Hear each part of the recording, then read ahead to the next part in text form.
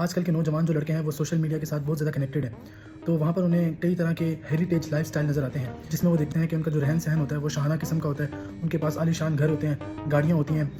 بہترین سے بہترین وسائل اور آسائشیں ہوتی ہیں اس کے اندر، جسے دیکھ کر ہمارا نوجوان طبقہ جو ہے وہ کافی زیادہ احساس کمتری کا شکار ہو جاتا ہے، تو وہ اسے دیکھ کر کافی پریشان بھی ہو جاتے ہیں اور ڈپریس بھی ہو جاتے ہیں کہ ہم اپنی ایک زندگی کے اندر اتنا زیادہ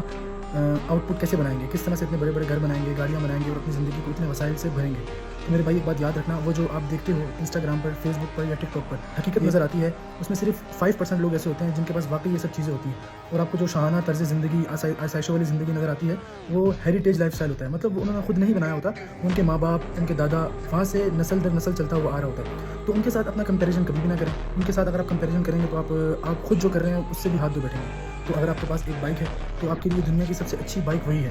اگر آپ کے پاس ایک نارمل سا گھر ہے تو آپ کے لیے اس دنیا کے اندر سب سے خوبصورت گھر وہی ہے، کیونکہ وہ آپ کے پاس ہے۔ انسان کے پاس جو خود کی چیز ہوتی ہے وہ سب سے بہترین چیز ہوتی ہے، اور اگر آپ اسی کو ایم بنا کر، اسی کو مقصد بنا کر زندگی گزارو گے تو آپ کی زندگی بہت بہترین اور اچھے طریقے سے گزرے گی، اور کافی حد تک آپ کی زندگی سے ڈپریشن بھی ختم ہو جائے گا۔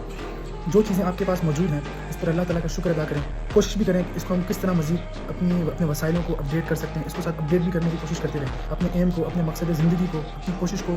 وقتاً فوقتاً بڑھاتے رہیں۔ اللہ نے آپ کو جو دیا ہے اس کو وقت کے ساتھ ساتھ اپڈیٹ کرنے کی کوشش بھی کرتے رہیں، تاکہ آپ دنیا کے ساتھ چلتے رہیں۔ اگر آپ کو جو ملا ہے اسی پر آپ رک جائیں گے، آگے بڑھنے کی کوشش نہیں کریں گے تو آپ دنیا سے پیچھے رہ جائیں گے۔ بھی اصلاح کریں، اپنی ذات کو بھی اپڈیٹ کریں، خود کو، اپنا ذہن کو بھی اپڈیٹ کریں، اپنی مینٹل ہیلتھ کو بھی اپڈیٹ کرتے رہیں دنیا کے ساتھ، تبھی آپ ایک اچھی اور بہترین زندگی گزار سکیں گے۔